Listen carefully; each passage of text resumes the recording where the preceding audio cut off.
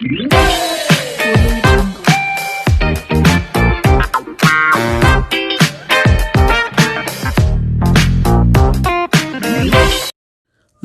सभी को, मैं मत्तू केवट। मैं आज आपको इस वीडियो में वचन परिवर्तन के बारे में जानकारी देना चाहता हूं।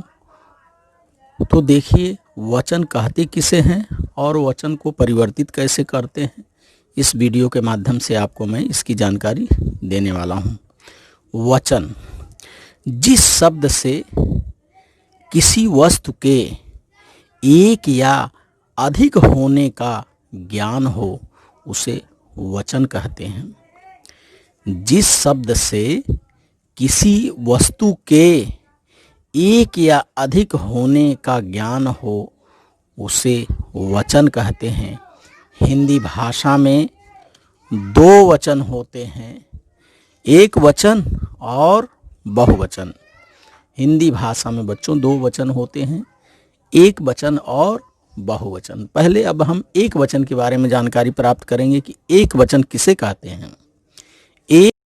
एक वचन के बारे में हम जानकारी प्राप्त करेंगे कि एक वचन किसे कहते हैं। तो उसका वह संज्ञा जो एक व्यक्ति या वस्तु की बोधक हो उसे एक वचन कहते हैं।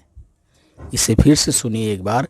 वह संज्ञा जो एक व्यक्ति या एक वस्तु की बोधक हो उसे एक वचन कहते हैं। जैसे कुछ उदाहरण है, देखिए कुत्ता, औरत, स्त्री, घड़ी आदि, ये एक वचन शब्द है।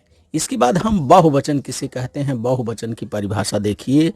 वह संज्ञा जो एक व्यक्ति या वस्तु से अधिक का बोध हो उसे बहुवचन कहते हैं।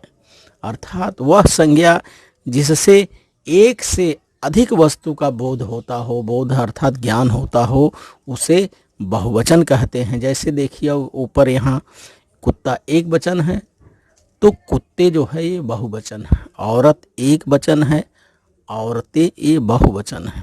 स्त्री, घड़ी, घड़ियाँ बहुवचन है। तो इस तरह से हमें इस वीडियो के माध्यम से एक वचन और बहुवचन की जानकारी प्राप्त करना है। इसके बाद कुछ शब्द है, जैसे देखिए पुल्लिंग शब्दों का, विभक्ति रहित शब्दों का ज्ञान मैं आपको कराना चाहता हूं कि पुल्लिंग शब्द, कुछ पुल्लिंग शब्दों का उदाहरण यहाँ है।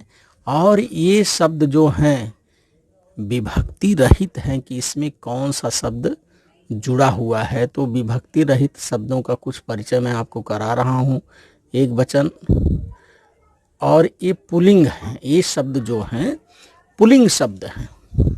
तो आइए देखिए पुल्लिंग शब्दों का विभक्ति रहित परिचय।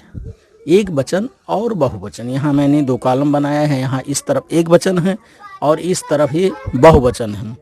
जैसे बालक, बालक में विभक्ति बालक आ रहा है और इसका बहुवचन बालक ही होगा। शरीर, शरीर का बहुवचन विभक्ति आ है और शरीर ही होगा। पत्ता, पत्ता यहाँ विभक्ति में ये विभक्ति रहित है, इसमें आ रहा है। पत्ता उच्चारण में आ रहा है और यहाँ बहुवचन में इसका उच्चारण पत्ते के रूप में करेंगे, पत्ता का पत्ते हो जाएगा। सहित परिचय में देखिए एक वचन और बहुवचन में, जैसे बालक, बालक का बालकों होगा, विभक्ति इसमें ने है, बालक ने, बालकों ने। शरीर में, शरीरों में। पत्ते पर, पत्ते का बहुवचन पत्तों होगा, पत्तों पर। कमरे, कमरे का कमरों में, कमरों होगा। कवि, कवि का कवियों। ये शब्द बच्चों विभक्ति सहित है, इसमें विभक्ति जुड़ी हुई है। जैसे कवि में कवि से, कवियों से। माली, माली के विभक्ति है इसमें, तो माली का मालियों हो जाएगा। हाथी, हाथी का हाथियों, हाथी पर विभक्ति जुड़ी हुई है। साधु, साधु ने विभक्ति है, साधुओं ने हो जाएगा। पशु, पशु का बहुवचन पशुओं होगा। भालू, भालू का भालुओं होगा। चाकू, चाकू का चाकुओं, चाकू से, चाकुओं से। ये शब्द बच्चों विभक्ति सहित है। जौ से, जौ, ये जौ अर्थात अनाज है, जौ से जौओं से हो जाएगा। पिता ने, पिता का पिताओं ने हो जाएगा। पिता एक वचन है और पिताओं बहुवचन हो गया। पिता ने में विभक्ति। नेता को, नेता को विभक्ति है और नेताओं को होगा। मुनि को, मुनियों को।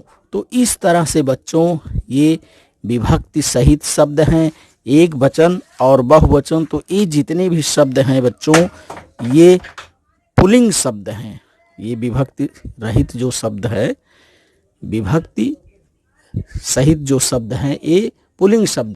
तो हम कुछ उदाहरण देखेंगे या कुछ नियम देखेंगे, जैसे पुल्लिंग शब्दों को स्त्रीलिंग बनाते समय क्या क्या उसमें परिवर्तन होता है। तो देखिए, पुल्लिंग शब्दों को, पुल्लिंग शब्दों को विभक्ति रहित एक वचन से बहुवचन बनाते समय केवल आ से अंत वाले शब्द ही ये में बदलेंगे।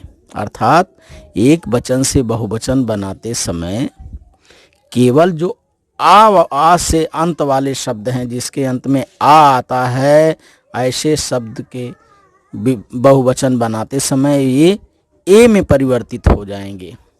अन्य सभी शब्द एक वचन और बहुवचन में समान ही रहेंगे। जैसे देखिए कुछ उदाहरण है। अ में ही रहेगा। आ वाला जो शब्द है पुल्लिंग से, पुल्लिंग शब्द जो एक वचन से बहुवचन बनाते समय अंत में आ उच्चारण वाले शब्द का वो आ ही में रहेंगे। ई और बड़ी ई, ये ई और ई बड़ी ई में ही रहेंगे। और देखिए उ तथा आओ, उ तथा आओ में ही रहेंगे। केवल आ ए में बदलेगा। केवल आ जो है ए में बदल जाएगा। कुछ शब्द अपवाद हैं जो जैसे का तैसे रहेंगे, जैसे पिता। कुछ शब्द अपवाद हैं, जैसे देखिए उदाहरण यहाँ दिया गया है। पिता, नेता, राजा, चाचा, नाना, काका, मामा, दादा, लाला, देवता आदि। इन शब्दों के आ के ये नहीं होगा। ये जो शब्द है बच्चों, इनके अंत में भी आ रहा है, लेकिन इन शब्दों के अंत में आ का ये नहीं होगा। तो इस तरह से पुल्लिंग शब्दों को विभक्ति रहित एक वचन से बहुवचन बनाते समय ये कुछ मामूली से उदाहरण है जो हमें समझना है। तो आप इस वीडियो के माध्यम से समझिए। अब देखिए